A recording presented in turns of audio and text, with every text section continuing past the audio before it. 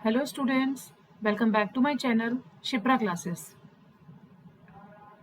कैसे आप सब लोग? एग्ज़ाम बहुत पास आ चुका है, तो बस इस टाइम पर कोशिश कीजिए कि ज़्यादा से ज़्यादा क्वेश्चंस को सॉल्व कीजिए और पीवाईक्यूज लगाते रहिए, ठीक है।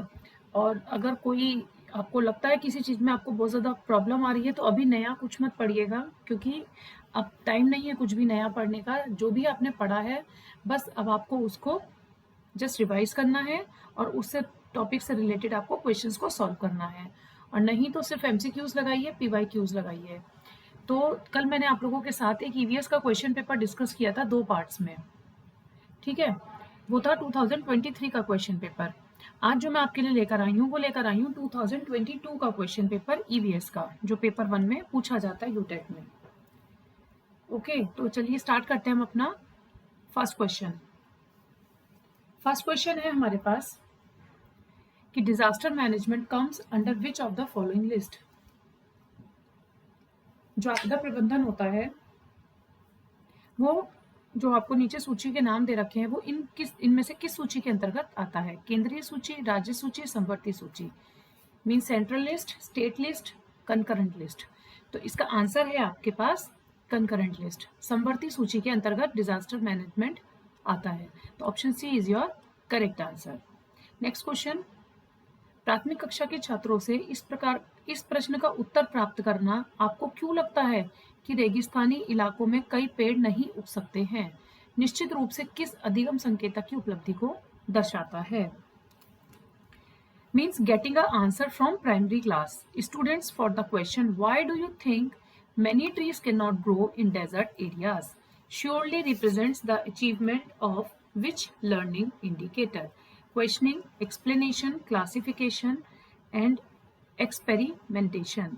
तो ये 4 ऑप्शंस हैं आपके पास। आपको बताना है कि कौन सी लर्निंग इंडिकेट करती है इनमें से, ठीक है। तो इसका आंसर है एक्सप्लेनेशन, स्पष्टीकरण जिसको हम बोलते हैं। क्या कर रहे हैं हम इसमें? प्राथमिक कक्षा के छात्रों से हम किस प्रकार का उत्तर प्राप्त करना चाह रहे हैं? आपको क्यों लगता है कि रेगिस्तानी इलाकों में कोई पेड़ नहीं उग सकते हैं? तो कहीं ना कहीं उनको क्या करना होगा, इसका हमें एक्सप्लेनेशन देना होगा, स्पष्टीकरण कर रहे हैं हम उनसे कि आप हमें बताइए। तो ये जो अधिगम संकेतक है वो किसकी उपलब्धि को दर्शाता है? वो स्पष्टीकरण की उपलब्धि को दर्शाता है। नेक्स्ट क्वेश्चन है कि राजेश कक्षा 5 के शिक्षक हैं। वे वृक्ष संरक्षण की अवधारणा पर शिक्षार्थियों को संवेदनशील बनाने के लिए योजना बनाते हैं। निम्नलिखित में से कौन सी एक गतिविधि इस उद्देश्य के लिए सर्वाधिक उपयुक्त है? Motivate each learner to adopt and nurture a plant. प्रत्येक विद्यार्थी को एक पौधे को अपनाने और उसका पोषण करने के लिए अभिप्रेरित करना। वाद विवाद प्रतियोगिता का आयोजन करना। पोस्टर प्रतियोगिता में भाग लेने के लिए शिक्षार्थियों को प्रोत्साहित करना। समूह चर्चा के लिए शिक्षार्थियों का समूह बनाना। तो देखिए, सबसे पहले क्या होगा कि जो वृक्ष संरक्षण है उस पर अवधारणा आपको शिक्षार्थियों को किस तरह से संवेदनशील बना सकती है, तो वो योजना आप कैसे बनाएंगे? तो आप सबसे पहले जो उनको गतिविधि करने के लिए देंगे, जो एक्टिविटी करने के लिए देंगे, वो सबसे ज़्यादा सुटेबल ये होगी कि आप हर लर्नर को मोटिवेट कीजिए कि एक प्लांट को अडॉप्ट कीजिए और उसे नर्चर कीजिए। मीन्स प्रत्येक शिक्षार्थी को एक पौधे को अपनाने और उसका पोषण करने के लिए अभिप्रेरित आपको करना होगा। तो ये हो गया आपका option A. Next question. National institute of disaster management in India is located at Pune, Midnapore, new Delhi या फिर कोलकाता। तो भारत में जो राष्ट्रीय आपदा प्रबंधन संस्थान स्थित है वो कहाँ है? आपसे ये पूछा जा रहा है, तो वो है न्यू दिल्ली में। क्या आंसर है इसका? New Delhi. 4th is your correct answer. Next question, question number 125। Eco mark is related to, आपसे पूछा जा रहा है कि इको मार्क किससे रिलेटेड है? Eco mark is related to environmental friendly commodities. पर्यावरण के लिए सुरक्षित वस्तुओं से इको मार्क संबंधित है। तो 125 का आंसर है डी, एनवायरमेंटल फ्रेंडली कमोडिटीज जो है वो किससे रिलेटेड है? इको मार्क से, ठीक है। Next question, the concept of carbon credit originated in which of the following. Carbon credit की जो संकल्पना है निम्नलिखित में से किससे उद्भूत हुई है? अर्थ समिट से, क्योटो प्रोटोकॉल से, मॉनिटर प्रोटोकॉल से या फिर G8 समिट से? इन चारों में से आपको बताना है कि carbon credit originated which of the following. तो वो कहाँ से आई है? क्योटो प्रोटोकॉल से। कार्बन क्रेडिट से आप याद रखेंगे कि वो कहाँ से आई है, Kyoto protocol. Next question, which of the following is an artificial ecosystem. Artificial ecosystem इसमें से कौन सा है, पैडी फील्ड, धान का खेत। धान का खेत जो होता है उसे हम बोलते हैं कृत्रिम पारिस्थितिक तंत्र। Paddy field is your correct answer, धान का खेत। Next question, world water day. World water day कब मनाया जाता है, वर्ल्ड वाटर डे मनाया जाता है 22 मार्च को। ये क्वेश्चन हमने कल भी डिस्कस किया था, देखिए 23 में भी आया है और 22 में भी आया है। तो इसलिए कुछ क्वेश्चंस ऐसे होते हैं, वो मैच द कॉलम में आया था, ये सिंगल में पूछा जा रहा है। तो कुछ क्वेश्चंस ऐसे होते हैं जो अपने आप में बहुत इंपॉर्टेंट होते हैं और वो रिपीट भी हो जाते हैं कई बार।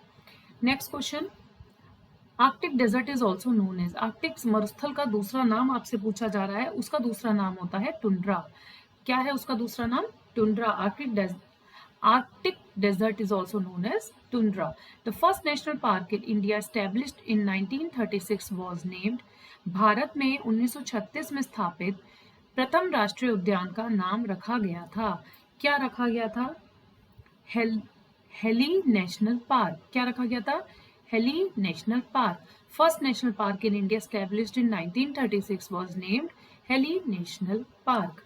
ठीक है, ये बेसिक क्वेश्चंस हैं आपकी, कुछ जीके पे बेस हैं, कुछ करंट पे बेस हैं, तो इसलिए थोड़ा सा ध्यान लगा के क्वेश्चन को पढ़ना है और उसका आंसर करना है। नेक्स्ट क्वेश्चन, एक शिक्षक अपने विद्यार्थियों को विभिन्न पशुओं के चित्र देता है और उन सभी पशुओं पर रंग भरने को कहता है जो हमारे घरों में नहीं रहते। इस क्रियाकलाप का क्या उद्देश्य है, जो हमारे घरों में नहीं रहते। आप कह रहे हैं बच्चों से, हमने बहुत सारे आपको चित्र दिए हैं, अब इन एनिमल्स में से पहचान करो जो हमारे घरों में नहीं रहते, which do not live in our houses, और उनको आपको कलर करना है। तो आप बच्चों को क्या सिखा रहे हैं, एक तो बच्चों के अंदर क्रिएटिव स्किल डेवलप होगा कि किस तरह से हमें कलर्स करना है, उनके अंदर ऑब्जर्वेशन स्किल डेवलप होगा क्योंकि वो ऑब्जर्व करके बताएंगे आपको कि कौन से एनिमल्स हैं जो हम घर में नहीं रखते हैं। डेवलपमेंट ऑफ क्लासिफिकेशन, उनके अंदर एक वर्गीकरण करने का कौशल, वर्गीकरण जो कौशल होता है उसको विकास करना आएगा, क्योंकि वो क्या है, कैसे क्लासिफाई कर रहा है कि वो जो घर में रहते हैं उन्हें अलग करेगा और जो घर में नहीं रहते हैं उनको अलग करेगा, तो अलग अलग क्लासिफिकेशन करेगा, तो कहीं ना कहीं उनके अंदर क्लासिफिकेशन स्किल डेवलप होगा।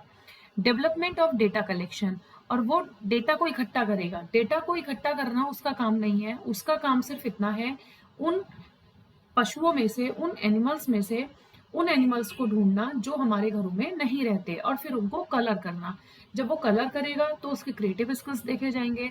जब वो उनमें से दोनों एनिमल्स को अलग करेगा, जो घर में रहते हैं और जो घर में नहीं रहते हैं, तो वो उनको ऑब्जर्व कर रहा है, और जब वो इन दोनों को अलग कर रहा है तो वो कहीं ना कहीं अपने क्लासिफिकेशन स्किल को भी डेवलप कर रहा है। तो फर्स्ट, सेकंड, थर्ड आपका जो है सही ऑप्शन हो जाएगा। It means first, second, third है आपके डी ऑप्शन में, तो D is your correct answer.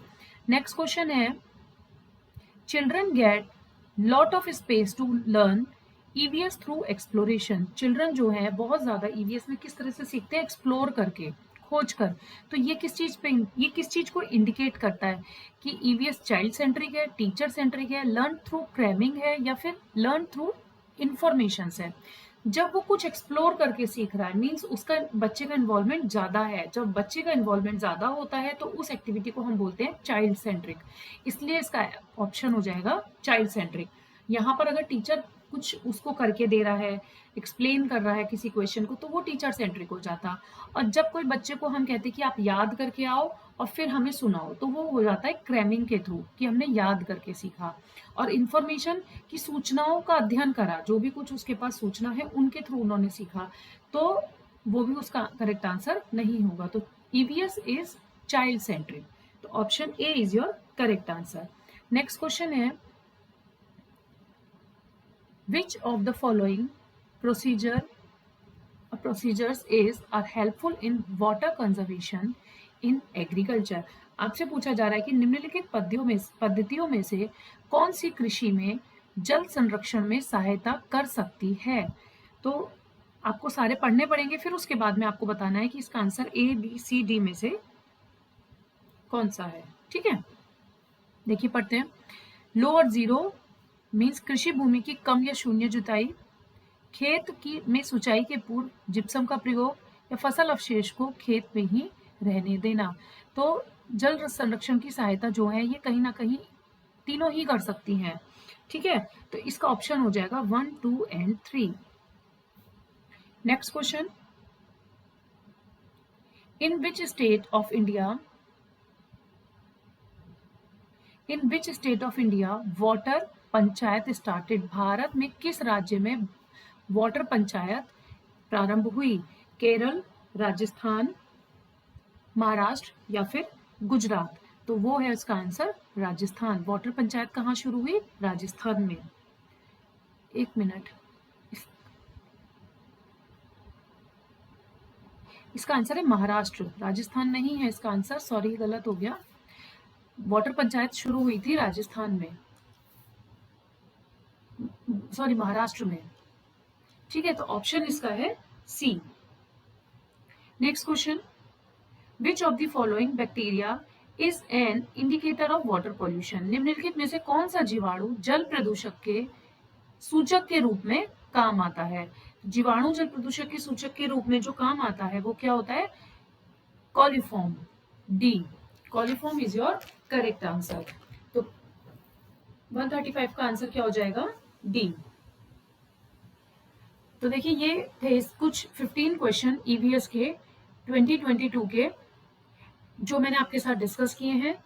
इसके पार्ट 2 में हम नेक्स्ट 15 क्वेश्चन डिस्कस करेंगे। तब तक आप इन क्वेश्चंस को एक बार पढ़ लीजिए। मे बी हो सकता है कुछ क्वेश्चन रिपीट हो जाए, 4-5 क्वेश्चन भी अगर रिपीट हो गए पिछली वीडियोस से तो आपको काफी ज्यादा हेल्प मिल सकती है। इसलिए मैं आपको बोलूंगी कि आप जो है इस समय पीवाईक्यूज लगाइए और ज्यादा से ज्यादा हर सब्जेक्ट के प्रीवियस ईयर क्वेश्चंस को सॉल्व करने की कोशिश कीजिए। सीडीपी और मैथ्स के दोनों के क्वेश्चन पेपर आपको मेरी चैनल पर मिल जाएंगे। आज के लिए इतना ही रखते हैं, मिलते हैं अपनी नेक्स्ट वीडियो में। और आज की वीडियो अगर आपको पसंद आई हो, लाइक, शेयर एंड कमेंट करना मत भूलिएगा। Thank you for watching.